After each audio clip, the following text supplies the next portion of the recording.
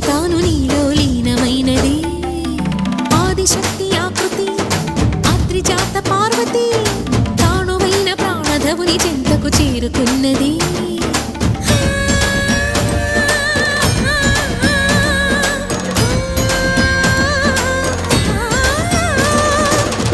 భువికి తరలించేలా ధరణి దివిని తలపించేలా